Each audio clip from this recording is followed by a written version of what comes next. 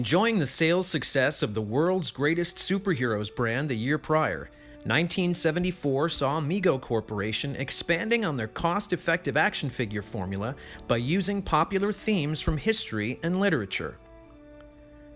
These additional lines would greatly expand Mego's action figure presence in the toy aisles, where they faced competition from companies such as Hasbro and Mattel. The two themes chosen in 1974 were the Mad Monsters, which we covered in an earlier video, and the American West series, which would see no less than 4 different incarnations in the next 30 years. Western characters were a safe bet for Mego. The historical names were considered public domain, but children were familiar with them, thanks to the never-ending cycle of Western-themed movies and television series in syndication. In the schoolyards, cowboys and Indians was still a popular play pattern. In the toy world, the Johnny West line from Marx had proven to be an evergreen seller, and Gabriel Toys had launched a beautiful series of figures based on the Lone Ranger television series. Mego decided to put their spurs on and get in the game. Marketed as part of the world's greatest superheroes brand, the American West line, like the Mad Monsters, were sold in 2 formats. Solid boxes with gorgeous artwork by comics legend Gray Morrow, and on what collectors like to call Kresge cards, named after Kmart's parent company, which preferred peggable items. Thanks to the lack of licensing fees, Mego could pack each figure with a number of accessories, such as hats, boots, holsters, pistols, knives, and rifles.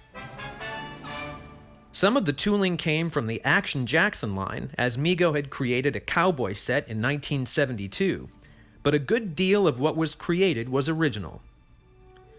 The series also had the most characters Mego would offer for a historical line, a total of 6 figures, including Buffalo Bill Cody.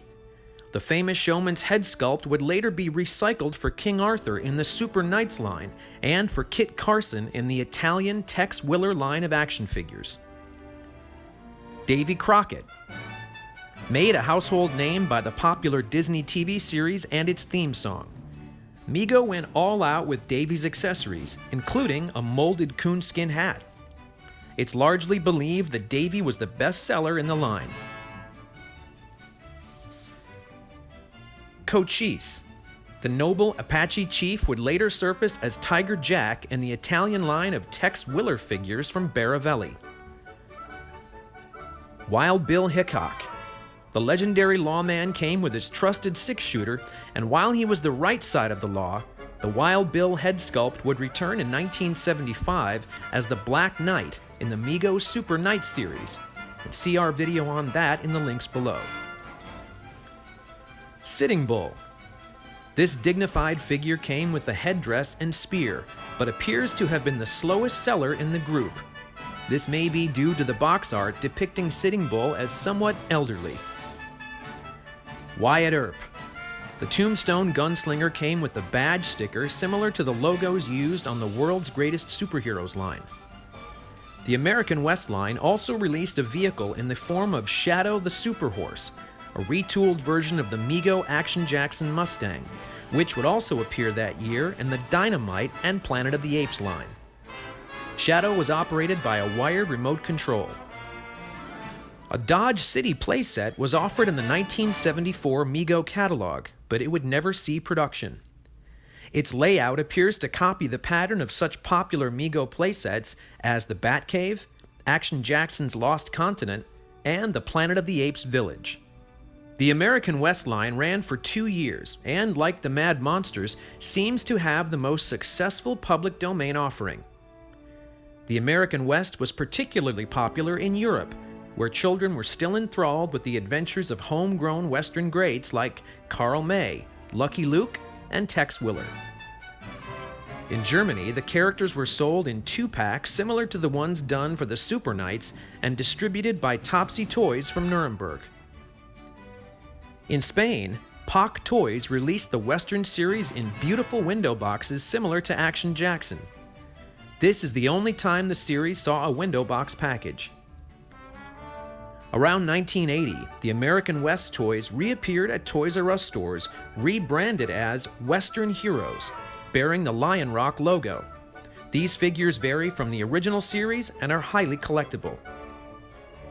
After Mego's demise, Timmy Toys seemed to have gotten a hold of the tooling and released yet another series of Western Heroes in the early 1980s. These figures use different materials and have a lower quality look to them. They are easy to spot. The Gray Morrow artwork is still present on the line. Beginning in 2005, Classic TV Toys brought back the series again under the Western Heroes brand. Sold for the first time in window boxes, these figures were tooled straight from the originals. It is quite easy to distinguish the original Mego product from the reproductions. The American West is a popular line among Mego collectors. Save for some of the pricier foreign figures, it remains relatively inexpensive to collect.